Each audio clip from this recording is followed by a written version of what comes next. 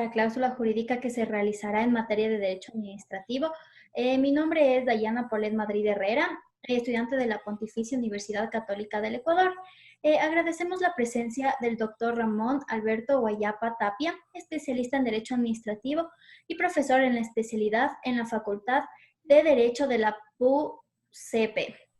Desde el año 2004 hasta la fecha, admitido al doctorado en Derecho Universidad de Buenos Aires. Cuenta con más de 15 años de experiencia en el ejercicio profesional de Derecho Administrativo, ejerciendo actualmente como consejero jefe del área de Derecho Administrativo de Integrado. Buenos días, doctor. Bienvenido. Dayana, gracias por la invitación a la Pontificia Universidad Católica del Ecuador, el Grupo de Investigación en Derecho Económico y al doctor Rubén Méndez. Mi nombre es Ramón Guapaya. Ya soy profesor de Derecho Administrativo en la Pontificia Universidad Católica del Perú, institución hermana de la Pontificia Universidad Católica de Ecuador, y me dedico especialmente al Derecho Administrativo, tanto en lo académico como en lo profesional. Muchas gracias. Entonces, gracias. Bueno, quedo atento a las preguntas. ¿Con las preguntas? Sí, las preguntas. Sí, por favor. ¿Qué son los actos administrativos? Bien, a ver. Los actos administrativos son... es interesante esto porque hay varios criterios para definir la forma de actuación de la administración pública. Y es interesante porque todo se nuclea alrededor de un sistema de actos jurídicos públicos. La administración pública, como ustedes saben, actúa sometida al principio de legalidad y por eso emite 3 tipos de actos jurídicos públicos.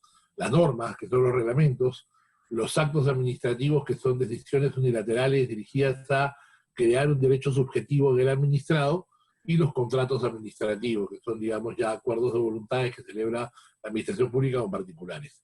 Dicho esto, el acto administrativo es una manifestación de voluntad unilateral dictada por la administración pública para crear, modificar, regular o extinguir una situación jurídica de un administrado, en el marco de normas de derecho público y además con un contenido, digamos, dirigido a regular la situación jurídica de este administrado. O sea, básicamente la idea es que el acto administrativo refleja, digamos, una manifestación de voluntad pública, el ejercicio de potestades públicas con la finalidad de regular la situación jurídica de un administrado en su relación con la administración pública. Ya, muchas gracias. Y hablando de los actos administrativos, ¿cuándo se dice que un acto administrativo es eficaz? Bien, lo que pasa es que los actos administrativos nacen con una presunción de validez. O sea, se presumen válidos hasta que el ordenamiento jurídico señale su nulidad, por ejemplo, ¿no? Sea por una declaración expresa de la administración o sea por una declaración judicial. Pero el tema es que el acto se presume válido, pero para que sea eficaz, para que produzca efectos jurídicos, debe ser objeto de una notificación. ¿Ya? Eso está tanto en la ley peruana, que es la ley del procedimiento general, como en el COA, que es el Código Orgánico Administrativo de Ecuador, por ejemplo. La idea es que el acto, una vez que es emitido, debe ser notificado. Y los mecanismos de notificación son normalmente la notificación personal, que se hace en el domicilio del administrado, la notificación por vía electrónica, que se puede hacer por correos o casillas electrónicas, y también la notificación por publicación, que es un mecanismo subsidiario. Pero la idea es que el acto administrativo solo surte efectos jurídicos cuando es notificado, antes. Ya, muchas gracias. ¿Y cuáles son los elementos de los actos administrativos? Bien. Los elementos de validez del acto administrativo son los siguientes. El primero es la competencia. Solamente un agente público que tenga competencia asignada por ley, tenga potestades administrativas y competencia para ejercerlas por grado, por tiempo, por materia, digamos, tiene la posibilidad o aptitud de emitir un acto administrativo. Eso es lo primero, hay que verificar la competencia del agente emisor del acto. Eso es lo primero. Lo segundo es, todo acto administrativo tiene una finalidad pública, es decir, tiene que, digamos, dirigirse a la satisfacción de una finalidad preestablecida por el ordenamiento, una finalidad de interés público. O sea, el acto administrativo se dicta siempre por una finalidad de interés público, ¿ya? Luego, el acto tiene que tener un objeto lícito y física y jurídicamente posible. Eso es, digamos, el tercer requisito. Ahora, el objeto lícito significa que el acto debe estar adecuado al ordenamiento jurídico, o sea, tiene que estar de acuerdo a las leyes, lo primero, porque además siempre hay una relación, primero la norma y luego es el acto. O sea, primero está la norma que habilita y luego el acto que ejecuta. Y además debe ser física y jurídicamente posible. ¿Esto qué significa? Que el acto administrativo debe ser susceptible de ser ejecutado en la realidad física, por ejemplo. O sea, tiene que ser posible físicamente en cuanto a su ejecución. Por ejemplo, si se hizo un acto sobre una persona fallecida, ese acto, digamos, es físicamente imposible. No se va a poder ejecutar porque la persona falleció, por ejemplo, ¿no? Pero no solo físicamente posible, sino también jurídicamente. No debe contravenir prohibiciones expresas del ordenamiento jurídico. Pero, por ejemplo, si hay una norma que prohíbe, por ejemplo, realizar la ley, la ha prohibido, por ejemplo. O sea, tiene que haber un tema de posibilidad física y jurídica.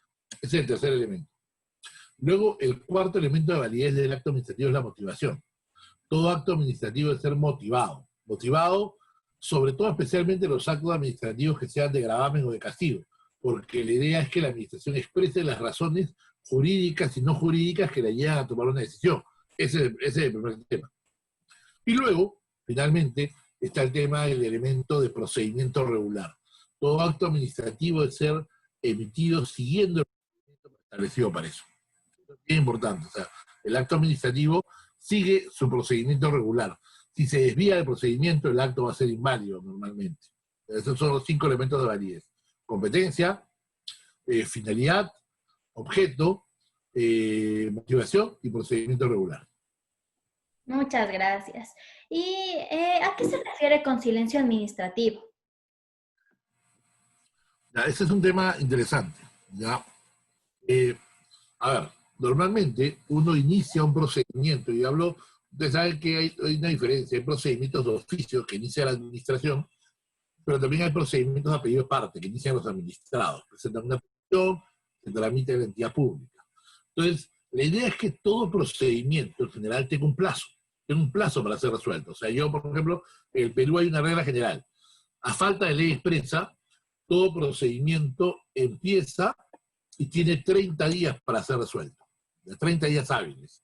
O sea, normalmente, si uno más o menos hace buenos cálculos, son 20 días hábiles por mes, un mes, y luego 10 días hábiles que restarían, sería, digamos, medio mes más. O sea, normalmente un procedimiento, en teoría, debería durar entre 6 semanas y 7 semanas, normalmente. Naturales, pero contando los días hábiles solamente. El tema está en que la administración muchas veces no responde en plazo. Entonces, el problema está en que a veces las normas pues señalan un plazo, pero ese plazo no se cumple. Y lo peor de todo es que no es que se demore un día o dos, sino se demoran 2 meses más, 3 meses más. O sea, no hay una respuesta.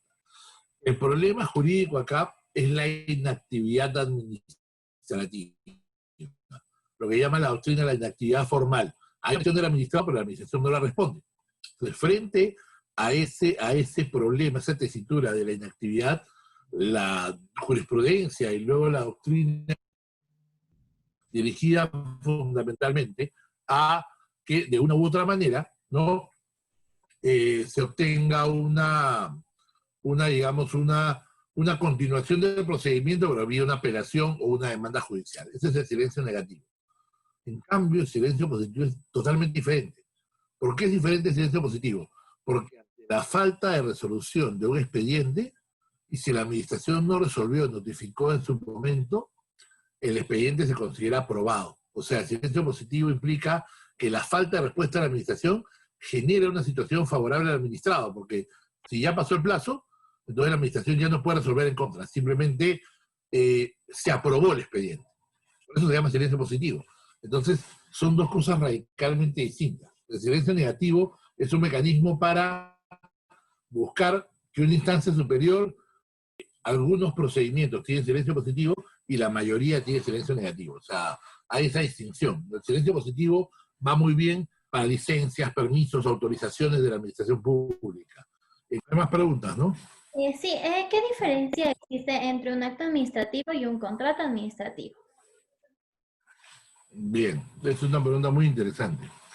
El acto administrativo es una figura unilateral, o sea, donde la administración dispone su voluntad y la impone sobre el administrado. O sea, normalmente hay ese tema de carácter unilateral del acto administrativo. Hay procedimiento, termina un acto, el acto se comunica al administrado y con eso, digamos, se crea la situación jurídica, se regula, se extingue, etc. En cambio, el gran dilema del contrato, que es para muchos un enigma del contrato administrativo, es ¿qué pasa con el contrato? ¿Es un acto jurídico, un acto administrativo bilateral, como dicen los argentinos, ¿no? ¿O es digamos, es un acuerdo de voluntades, es un contrato suscrito entre la administración pública y los particulares? Para mí, un contrato que está en las constitucionales, porque primero está de un lado la administración pública representando el interés público, contratando, y de otro lado está el contratista privado que se somete a unas reglas de derecho público para contratar.